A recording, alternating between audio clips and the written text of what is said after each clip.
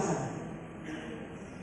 Kahit pa sabihin natin lagi at lagi natin sinasabing maging masaya sa pag-alis dahil alam natin siya may pupuntahan, tayo po ay tao na may damdamin. At sa lahat po ang pinakamasakit ay yung naiiwan. Dahil sabi nga po, yung aalis ay siguradong may pupuntahan. Pero yung naiiwan ay nagmumula. Ang program po ito ay ating iaalay kay Daddy May. Wala man pong formal na programa ay ating pong kinausap yung magiging anong pumunta ko doon ng gabi para kahit pa paano ay ating mabigyan ng konting pamaalam si Daddy. Dahil ang kanyang pag-alis, lahat tayo ay nabigla sa pangyayari.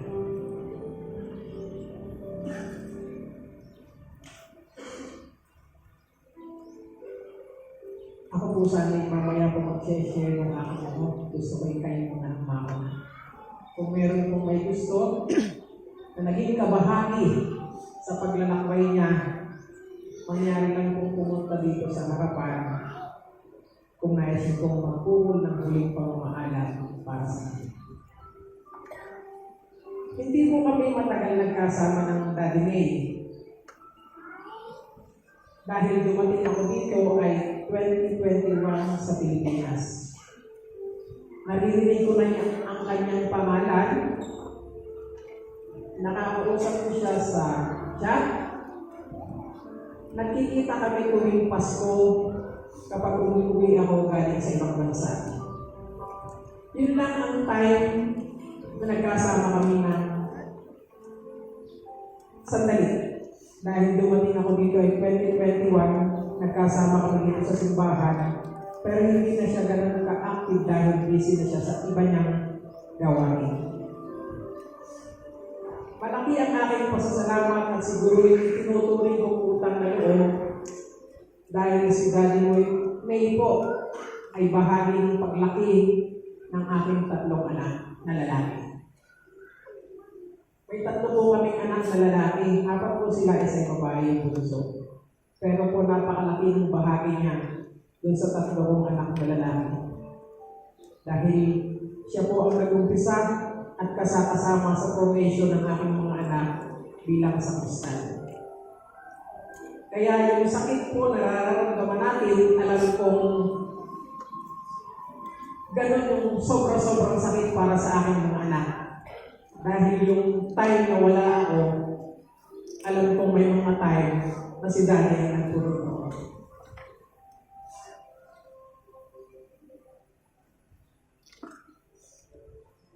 Sabi nga, nung ibalita ako sa aking mga anak dahil nandito ako sa simbahan ng time na yun, ng oras na yun.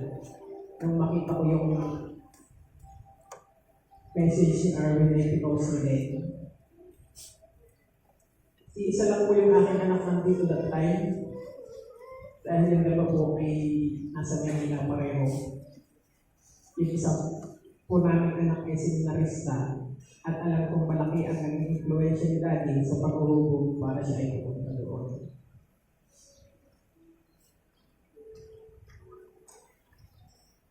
Alam kong malaki ang bahagi niya sa buhay natin lahat. Kaya nga tayo natin dito na ngayon para ihatid siya sa huling ng tungan.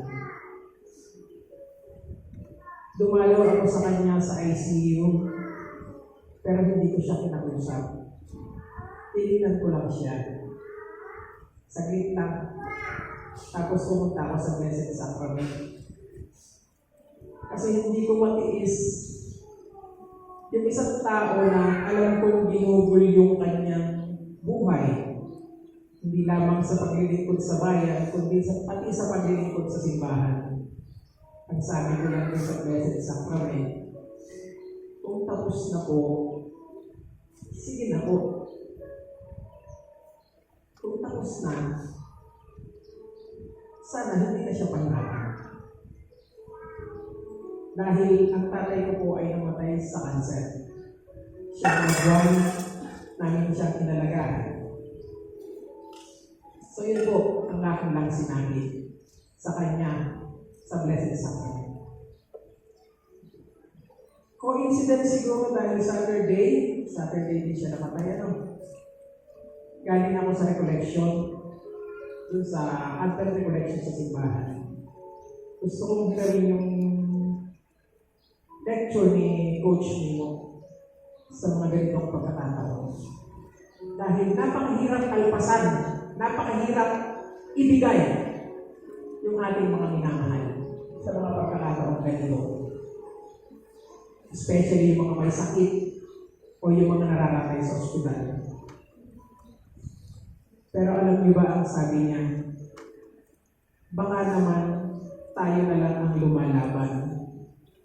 Pero yung ating ipinaglalaban, gusto nang umuwi. Dahil sabi nga po, lahat naman tayo dito ay dumadaan. Bisita lang tayo dito sa mundo. Dadaan lang. So na, pagkarinig ko nun doon sa recollection, bigla akong maisip ang dami. Sabi ko, baka naman time na para i-let go natin siya. Masakit yung pag-let go. Pero siguro nga, baka talaga namang kailangan na niyang umuwi. So yun po, sa pagkakataon ko yun, sabi ko, siguro uuwi na nga ang daddy. At ang aking naisip, at ang aking naramdaman, alam ko namang natapos na siguro yung kanyang mission. At sabi ko nga, nagawa na niya lahat yung ipinagagawa sa kanya, kaya tinawag na siya. At alam ko, sabi nga po, graduate si Daddy May with flying colors kung sa graduation. Alam natin yung lahat. Graduate siya with flying colors. At alam ko po, saksi ako at maraming saksi din kayo.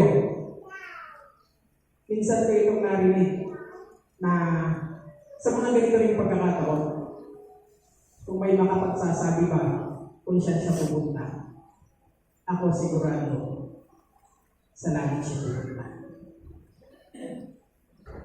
Sigurado po ako doon. Sigurado ako dahil nagawa niya yung mission na ipinapagawa sa kanya.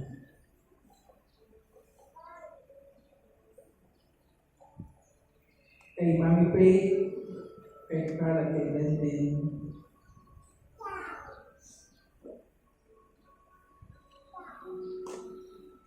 kasama niyo kami sa pagdala ng hati. Pero kasama niyo rin kami sa pagtanggap. Mahirap, pero kakayanin natin. Dahil sa simula't-simula, alam natin na ayaw ni Daddy na may mga tao nahihirapan o naabala ng dahil sa kanya. Ayaw na ayaw niya po yun, na siya ang magiging dahilan para matigil ang isang bagay. So, kung sino man po ang nais magbigay ng huling panaalam para sa kanya, mangyari po kumapit lamang dito. Nakita ko nito ang ating butihing mayor ng bayan ng Bago. Mayor, kung nais niyo po magkano, pwede po kayo kumapit dito po. Inang Joel? Inang Joel po ay kasama ni Daddy Lee sa Nanghap Pagmam. Magandang tanghali po sa ating lahat. Si Daddy Lee po ay binata pa kami ay magkasama. Kami ay nagkakilala sa Mangyan Mission. At during that time, si Bishop Valerio, ako ay part-time lang sa Mangyan noon. Dahil ako ay part-time director ng Bishop Valerio, Chancellor ng Secretary ng Chancellor. Pero nung dumating si Bishop Candy, 1989, pinamili niya ako kung ano yung gusto niya, kung ano yung gusto kong trabaho. At pinili ko ang Mangyan Mission. tumira po kami ni sa bundok, pero hindi man po mahabang panahon. Kung alam niyo po yung Bukayo Grande, Pandaraganon, part po ng bundok ng Nauhan, tumira po kami doon. At masasabi kong ang puso ni Daddy May ay talagang pusilak. Dahil mula noon at hanggang sa mamatay, paglilingkod sa kapwa, ang pinaglaanan niya ng kanyang buhay. Tunay po na si Daddy May talaga ay may pusong mahirap dahil sa tagal-tagal po sa mga mission, hindi ko po nagawa yung kanyang ginawa. Siya po ay nagawa ng libro o dictionary na salitang Mangyan, isinali niya sa salitang Tagalog. Si Daddy May po ay hanggang sa kasalukuyan bago siya mamatay, may ginagawa niya isang pamataan. Hindi ko po kaya ang kanyang ginagawa na paglilingkod sa mga nangangailangan. In fact, bago siya namatay, ay siya ay bumubuo ng cooperative sa Bako. At hindi lang po yun sa aming community, ang pag-ibig sa Diyos Catholic Community na nakapagod sa Kalaban, October 5th. Siya po nagbibigay ng formation sa mga members at sa mga leaders.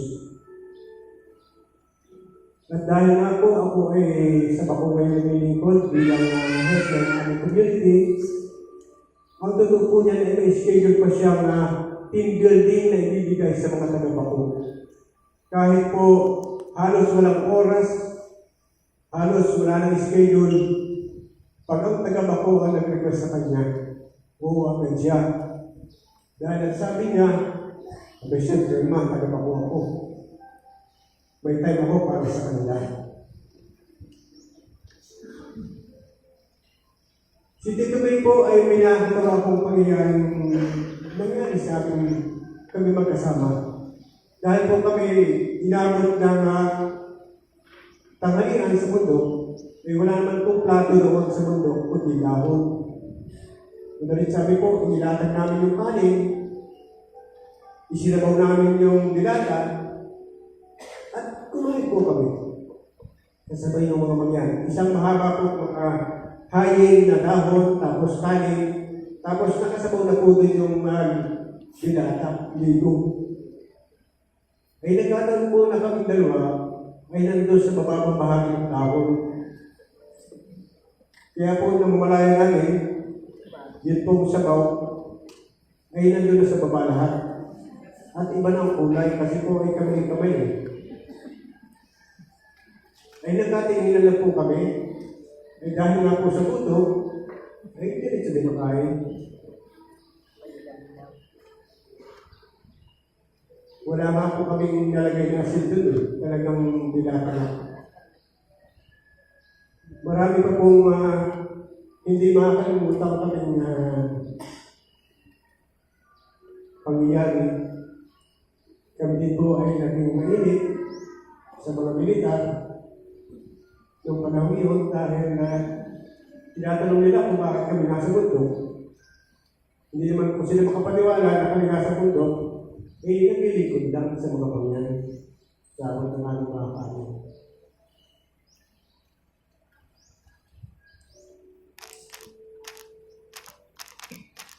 Ang dami pong nagawa ng mga dadali at hindi ko po kayang isasay.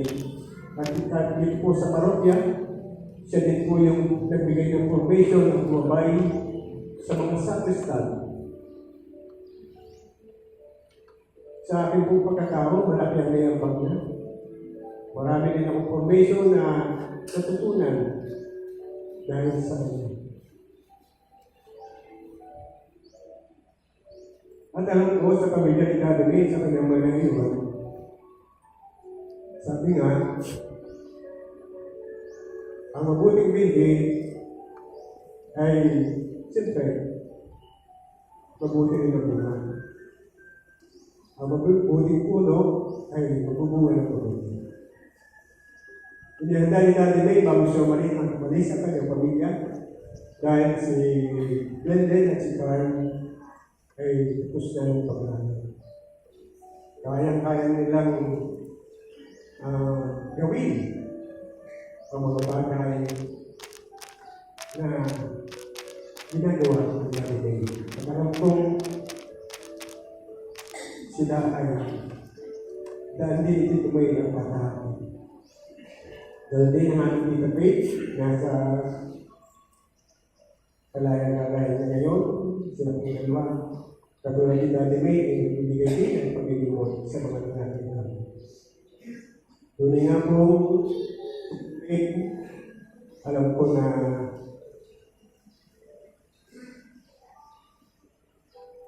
ikaw ay pupunta na sa ating Panginoon.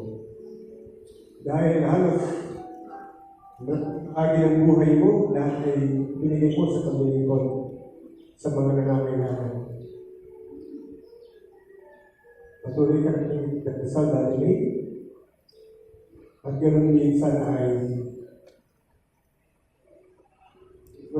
tulungan mo din kami sa aming habang kami nandito pa sa aming paglilingkod, lalo hindi sa mga nangangailangan.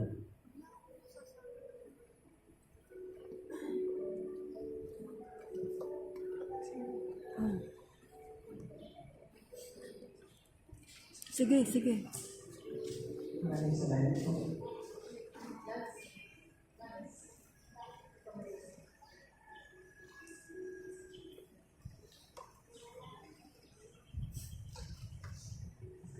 Magandang hapon po. Nais ko lang po ibahagi na hindi man po ganoon katingkad ang naging samahan namin ni Tito May kapares ng ibinahagi ni Tito Joel. Nais ko po ipaalam na ang influensya po pala ng isang tao ay hindi palaging nasusukat sa haba ng pinagsamahan at sa dami ng pakikipag-liib ng personal. Ako po ay si Mercy Roldan.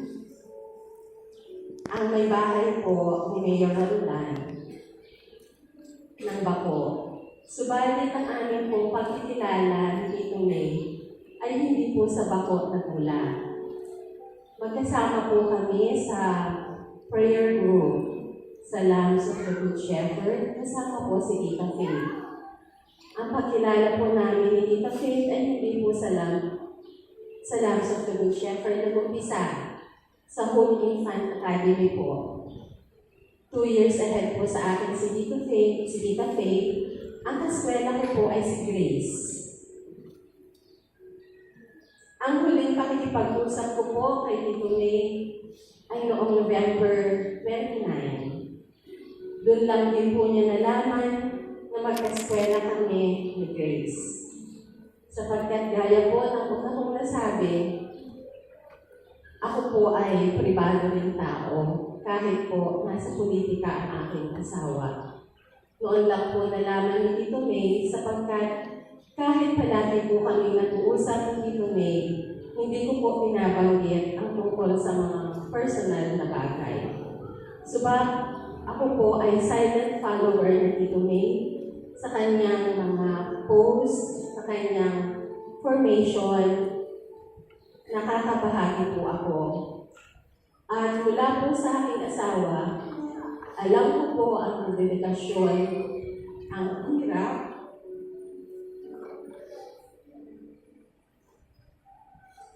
at pagmamahal po ni Tito May sa Bako, lalo na po sa mga wala-wala na nangangailangan. At alam ko rin po kung gaano gusto natin ni Tito May ang maging positibo sapagkat nakasama din po namin siya sa AR, FM, kung saan meron po siya regular na time slot. At kasama rin po namin siya sa driving school. Siya po ang aming unang PDC na instructor.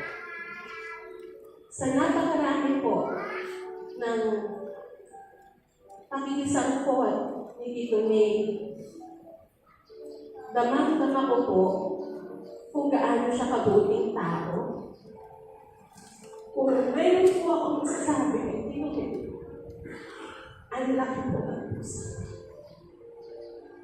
Ang laki po ng puso ni Tito May.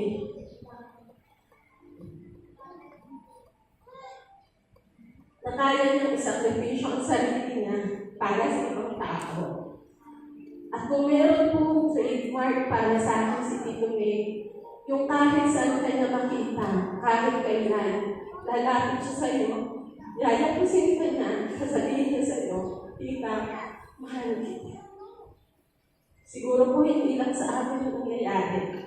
Baka kahit sa inyo, ganun din siya. Mahal kita. Pero yung pagmamahal po niya, hindi po salita. Dahil napakarami po ng alam ko na hindi man niya binabahagi mga ginagawa niya. Munti ang malaking bagay upang ipadama sa isang tao ang kanyang pagmamahal. Konkreto, pagtulong, na nasa ospital na stroke na ang iniintindi pa gamot ng tao tinutulungan niya. Nung nalaman ko po, yung nangyari kay Tito May, natakot po ako.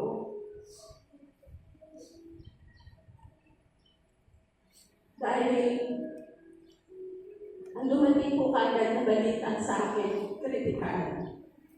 May usapan po kami ng asawa ko na sabay kami pupunta. Iniintay ko po siya. Nung dumating po siya ng bahay, ang sabi po niya, babalik na lang tayo ulit kasi pumunta na ako. Nung kinumusta ko po siya at sinabi po niya sa akin na hindi maganda ang lagay at siya mismo ay napaiyak. Lalo na nung kinausap na si Tito May na hindi man nakapagsalita ay tumulo ang luha. Hindi na po ako nagkaroon lakas ng loob na puntahan si Tito May dahil ayoko pong maalala kung ano po yung kalagayan doon. So una namin po siyang nakita nung dinala po siya sa bahay ng kanyang kapatid. Subalit, masasabi ko po na ako po ay talagang apektado. Dahil doon po sa mga huling post si Tito May, meron pa siyang isang post na tinag niya ako nung sinabi niya, maximize your gifts. At guilty po ako doon sapagkat malimit, marami ang nagsasabi na ako po ay magbahagi, ako ay mag-post, huwag private, i-public. Bago po nangyari kay Tito May, nilaksan ko yung loob ko na yung ibang mga post ko po, share ko na sa Facebook. Ang nagbigay ng lakas ng loob po sa akin ay yung mga nare-receive ko ng mga private messages and reactions na na-inspire sila at nakatutulong ako.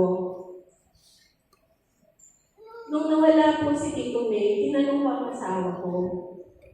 Sabi ko, Han, bakit kaya kinuha na si Tito May? Ang dami pa niyang magagawa, ang dami pa niyang matutulungan, at napakabuti niyang tao. Noon lang po ako nagtanong ng ganon. Dahil hindi ko po talaga maintindihan, pero hindi po yung pagtatanong ng pag-question sa kung ano po ang kalooban ng Diyos. Ang sinagot lang po sa akin ng asawa ko, may kanya-kanyang plano ang Panginoon para sa bawat tao. Ang tinitignan ko po ngayon sa pagkawala ni Tito May, dahil siya ay mabuting binhi, katulad po ng sinabi ni Tito Joel, ang kanyang pagkawala ay magbubunga ng higit na maraming kabutihan sapagkat hindi naman po maaaring magbunga ng isang binhi lamang ang isang binhi, hindi po ba? Kapag nagtanim po tayo ng isang mabuting binhi, hindi po ba ang bunga ay maraming bunga, hindi iisa? At yun po ang aking tinitingnan ngayon. Alam ko po na walang kapara ang nararamdamang pagdadalamhati, ang sorrow at ang grief ng pamilya ni Tito May, ang kanya pong mga kapatid, pamangkin, mga apo, lalo-lalo na po ang kanyang may bahay na si Tita Faith at ang kanyang mga anak na si Carl at si Denden, ang kanilang apo. Wala pong anuman ang makahihilom sa sugat agad-agad. Subalit Tita Faith, Denden, Carl, at sa inyo pong mga kapatid ni Tito May, sana po makahaplos ng kahit konti sa pagdadalamhati ang malaman ko kung gaano namin kamahal at pinahalagahan din si Tito May. Kung nagluluksa po ang pamilya, kami man po ay nagluluksa. Hindi man po ganun kapait dahil hindi ko po mawari ang inyong pagdadalamhati ngayon. Kami rin po ay nagdadalamhati at nakikiramay at sana po sa anumang paraan makahaplos po ang kasiguraduhan na si Tito May ay pauwi na sa amang lumikha kung saan lahat tayo ay tutungo. Makikiramay po, panalangin at mahigit na yakap. Hindi lang po mula sa kapukundi sa buong pamilya po ng Roldan na minahal at mahal din po kay Tito May. Tito May, hanggang sa muling pagkikita at hayaan mo, in my own ways, I will try to give. I will maximize the gifts. Salamat po.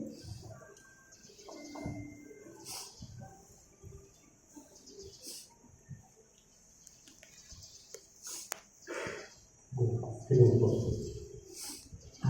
Ang isa sa itinuro sa akin ni Daddy ay your life is a blessing. Be a blessing to others. So, isa po ako sa mga ampon ni Daddy at never ko naramdaman ang ampon ako. Pinaramdam niya sa akin yung pagmamahal na hindi ko natanggap sa kahit niyo.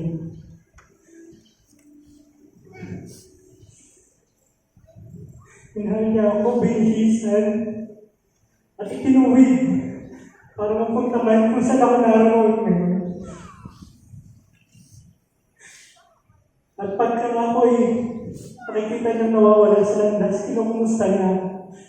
Pagka nalalaman niya malungkot ako, lagi siyang nandiyan para gabayan ako, para kumustahin ako. Never siyang nagkulang sa akin.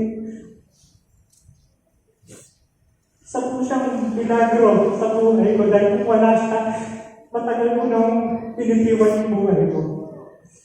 Kwento ko po sa inyo mo. Nung ako'y tinapon. Bumaba siya, doon ako natutulog sa kanila eh. Bumaba siya. Sakto kong kukuha ko ng kutsilyo niya para maglaslas. Pero bumaba siya. Nakita niya ako. Tinanong niya ako anong ginagawa ko.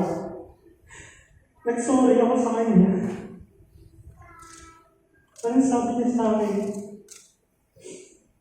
Yun na po, your life is a blessing. Be a blessing to others. Lagyan mo ng purpose yung buhay mo. Lagyan ng purpose yung buhay mo. Kita naman po natin yung purpose ni Daddy sa atin. Kung gaano malaki yung naitulong niya, hindi lang po sa aming mga ampon niya, sa kanyang pamilya, bagkus pati po sa kanyang community. Alam niyo po ba, July 12 umuwi ako. July 13, nagpasama siya sa akin. Kahit masama ang pakiramdam niya, nagpasama siya sa akin para mamili ng school supplies at mga t-shirt para sa outreach niya. Tinanong ko siya, Dad, nagtuturo pa ba kayo ng insulin? Sabi niya ayaw niyang pag-usapan. Kung anong magagawa niya sa buhay niya, gagawin niya na lang.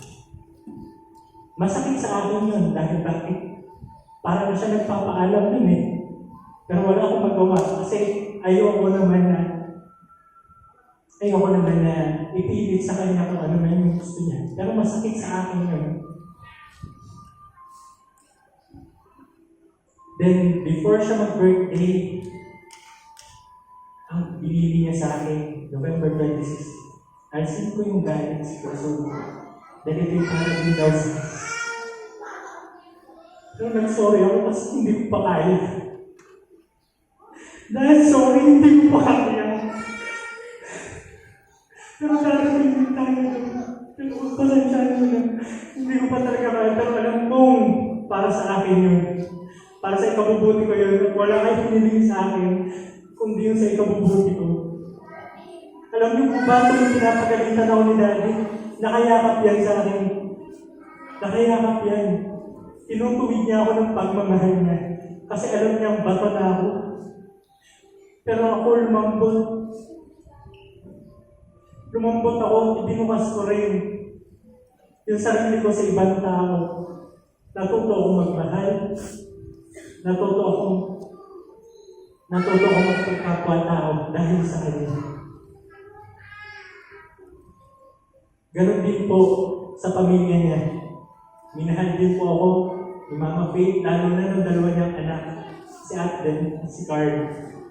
Minsan hindi ako nakaramdam na ako'y iba sa kanila, na ako'y ampon. Minsan hindi po. Kaya po ako'y laking pasalamat ko sa pamilya niya. Dahil isa pong milagro na nandito pa ako ngayon, kahit pa paano may narating na ako sa buhay. Sa inyo po, Ma, Ate, Carl, lagi lang po akong nandito. Alam mo po yan. Sorry po dahil wala akong panong lumalaban kayo para simulan kayo ako. Gusto niyo magbumuwi. Alam niyo po yan. Wala po akong makayanan. Dahil sorry dahil wala akong lumalaban na tabi mo. Pero gusto ko kung ano man yung gusto mo na marating ko sa buhay. Kung hindi ko man maibawi sa inyo dahil sa kanya ka na lang. Mahal na mahal kita dahil alam mo yung mamimiss ko yung pagbubuksan ko ng pinto. Tuwing umuwi ako ng Mindoro, kahit alam mo hindi ka na makakatulog, pagbubuksan mo ng pinto, yayakapin mo ako, hahalikan ko, kumustahin ko, kumusta ang Romblon. Tatanungin mo kung nakakapag-enjoy ba ako sa Romblon. Mamimiss ko lang yun.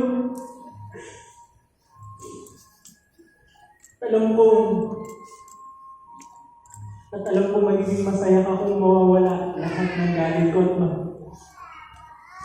mawawala lahat ng galit ko. Mapupuntahan ko yung mga gusto mong puntahan ko at mararating ko yung mga gusto kong marating, yung mga gusto mong marating ko sa buhay. Hindi ka lang blessing sa akin dahil miracle ka. Salamat po sa lahat.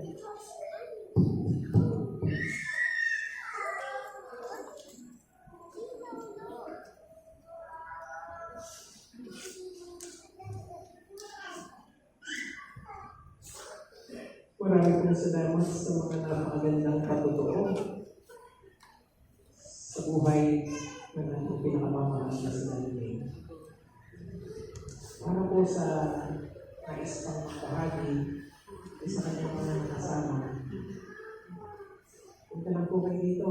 Wala po mas mahirapan kayo kapag hindi na natin siya kasama.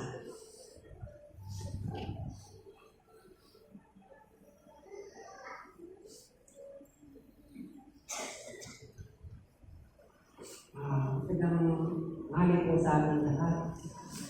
Ako po si Idrin Mandaros, isa sa pinuno ng Samahang si Cristo. Ang Samahang si Cristo po ay itong studio po nakikiraman sa pamilya ni Daniel. para kay Daddy May, si Daddy May ay hindi lang isang kaibigan, isang magulang, at isang mentor. Si Daddy May ang gumawa kung bakit kami ay naging isang samahan, isang kooperatiba nasa Pinayin, isang matulay na kooperatiba. Siya yung naging daan, siya yung lahat, ano man yung kailangan namin, ano yung dapat namin gawin kahit na Sabado o Linggo na ang opisina naman ay sarado. Isang text ko lang kay Daddy, may meeting kami. Ano ba ang gagawin dito? Ano ba ang uunahin? Ang sasabihin ng Daddy ay, okay, dadating ako. Sa mga punto na yun, nakakatuwa dahil sa lahat ng pagkakataon na yung mga dapat ipapahinga na lang. Pero tinutuon pa na yung panahon na para matulungan kami. Ito naman, ito yung naging resulta. Lagi niya sinasabi, Edwin, pagka kami napapamita at pupunta ako sa opisina nila, kumusta ang kooperatiba, kumusta ang negosyo. Ang sasabihin niya, Edwin, bilang isang pinuno ng samahan, kailangan maging matatag ka, maging malawak ang pangunawa, lahat ng mga bagay kailangan unawain mo dahil ikaw yung ama ng inyong samahan. Kung ikaw ay hina-hina at hindi mo iniisip yung mga bagay na dapat mong isipin, ay walang mangyayari sa inyong samahan. Ito yung mga tumatak sa isip ko na kahit hanggang ngayon siguro, ang lahat ng sinabi ni Daddy May hindi ko makakalimutan. Napakalungkot dahil huling pagkakataon ko para makita natin si Daddy May na nandito sa ating harapan. Pero pagkatapos nito, magiging alaala na lang sa atin. Ito yung mga alaala na makabuluhan sa atin lahat. Dahil kung walang Daddy May, bilang sa aming lugar, kung hindi nagkaroon ng samahan, bali ang bawat isa ay may pagkakanya-kanya. Pero dahil sa mga samahan na ito, ngayon ang aming lugar ay para kami bilang magkakamag-anak, magkakaibigan,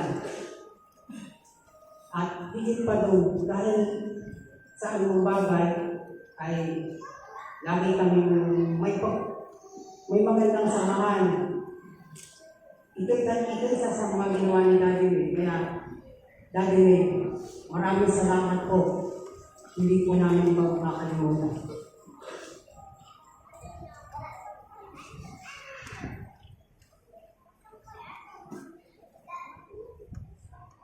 Maraming pong salamat.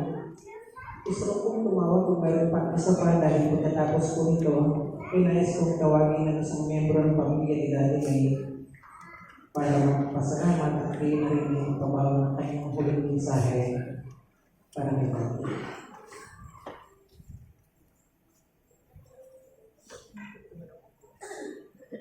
Kung wala na pong magsasalita para sa atin, nais ko pong tawagin si Nene.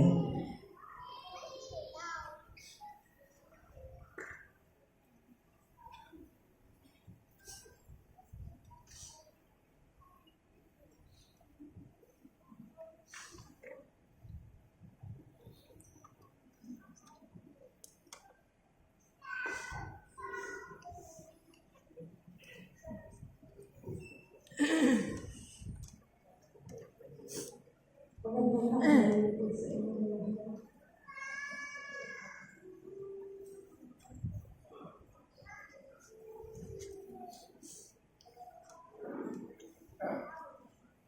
On behalf of my mom, my brother Ford, nais ko namin magpasalamat sa inyong lahat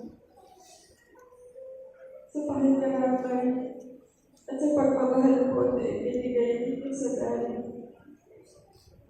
Kaya po nasabi ko kagabi, maraming salamat po sa pagtanggap ng pagmamahal sa inyo ni Namin.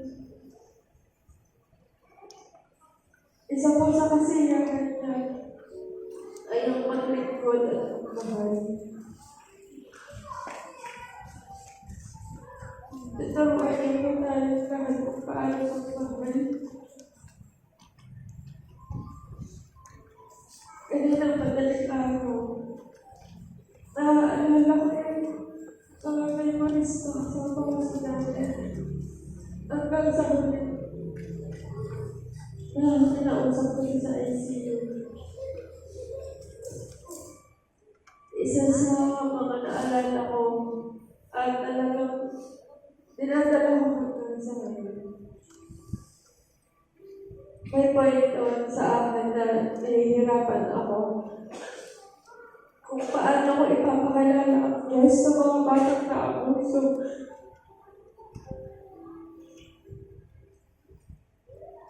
Palagi ako nagkakwento sa dati.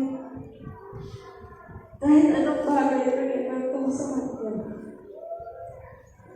Ultimo may tungkol sa buhay ng mga kaibigan ko, alam niya.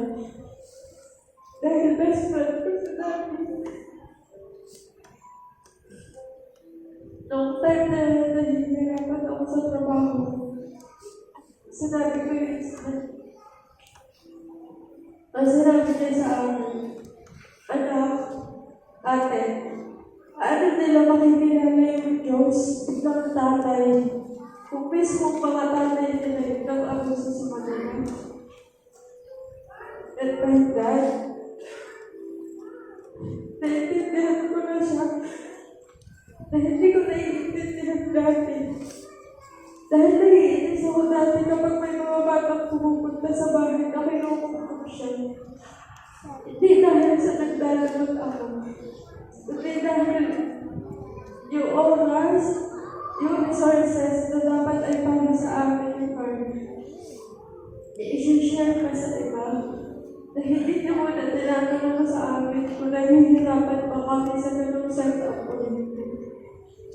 Pero nung sabihin sa akin naman natin, doon ko siya naiintindihan. Doon ko na-realize na kaya siya nagpapakatatay sa lahat. Dahil gusto niyo ipakilala ang Diyos bilang Ama sa ating lahat.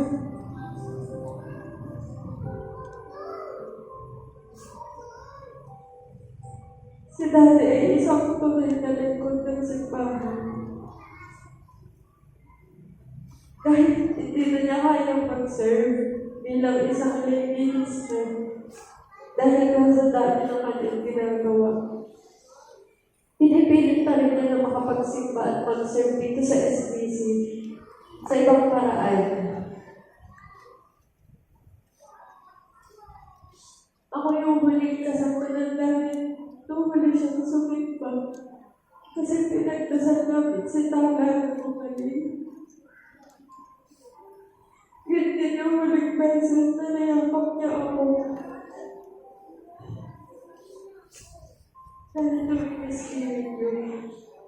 Sanay kami na nagyayakapan kami niya. Yun yung huling beses na nayakap ako ng namin.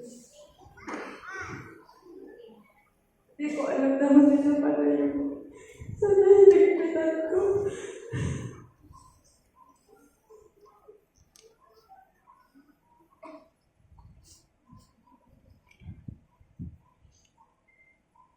Salamat po sa mga kapatid na namin. Dahil kay Tatay Tatay Jerry, kay Ninong Jim, kay Lali,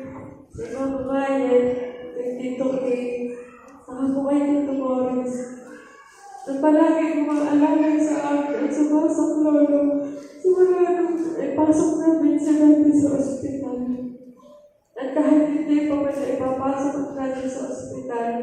Mga panahon malakas pa siya. Sila pa rin ang tumutulong sa amin. Sa mga mag-anak po ng dami na naandito, mga pinsan, pamangkin at ako, maraming salamat po sa pagiging tunay na pamilya sa amin at sa natin. Sa lahat po ng mga tao na nandito ngayon at wala dito, maraming salamat po sa inyo, sa pakikiramay, sa pagdadasal kasama natin. Dahil po sa inyo, naging makabuluhan po yung pamilya. Dahil po sa inyo, maraming baon na pagmamahalan natin sa pag-akyat niya sa langit.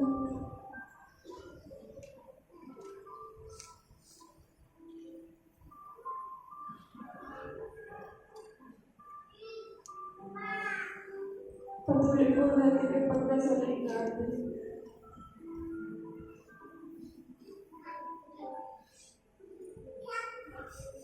Ang sabi niya doon sa akin, kapag daw namatay siya, huwag daw akong iiyak. Kasi sa heaven, doon daw siya pupunta. Pero ang iirap na hindi umiyak. Dahil sobra natin siyang magbibis. Dati iniisip ko, bakit kaya kapag may namamatay, umiiyak yung tao? Ngayon naiintindihan ko na. Kasi sobrang masakit pa lang nawalan. Yung nakasanayan mo na, hindi mo na makikita, masakit. Physically, wala na siya. But in the means, nararamdaman ko si dati. Naman pa rin ako at si Tana. Lalo na si Tana. Sa mga panahon na bago siya mamatay, lagi niya sinasabi, gusto na niya tumigil sa pagtatrabaho para alagaan si Tana. Ganun nakamahal si Tana.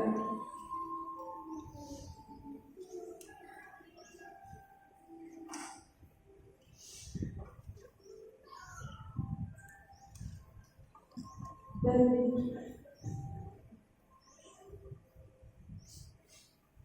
alam mo ba yung nasasaktan ka, kaya naglalaro ka. Salamat dati. Lalo na sa pagpapahal ka ng Tana.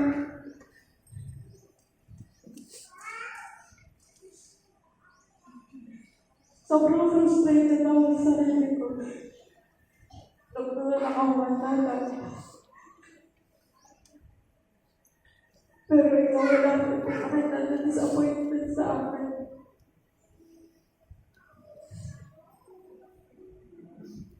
Sa akin, dahil ko pala sobrang sa Tana. Sobrang pa sa pagpapahal ko sa akin.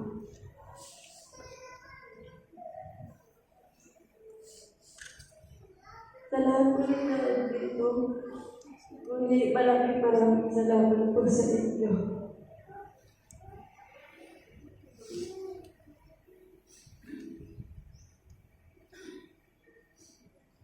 Sa pagkakataon po ito, nais ko pong magpasalamat sa buong pamilya ni Daddy May sa kalan po ng buong sampay ng SBC.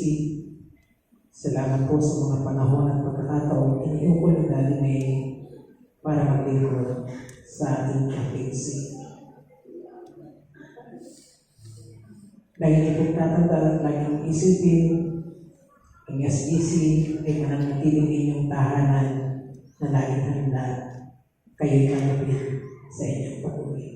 Nandito na po lagi ang SBC, Mami, Dede, Heart. Sa pagkakataon po ito, atin pong ihanda ang ating sarili. Ito na siguro yung pinakamahalaga ating magiging pabawang kay Daddy. Sa pagdiriwang po ng mga namin sa ngayon, sama-sama po natin siyang mabaunan ng panalangin. para sa kanyang maluwalhating pagdating sa kaharian ng Diyos. Sigurado po ako, tayo po ay nalulungkot dito dahil sa kanyang pagkawala. Pero sigurado naman ako na ang langit ay nagbubunyi sa pagdating ng isang anghel. Magandang tanghali po sa ating lahat.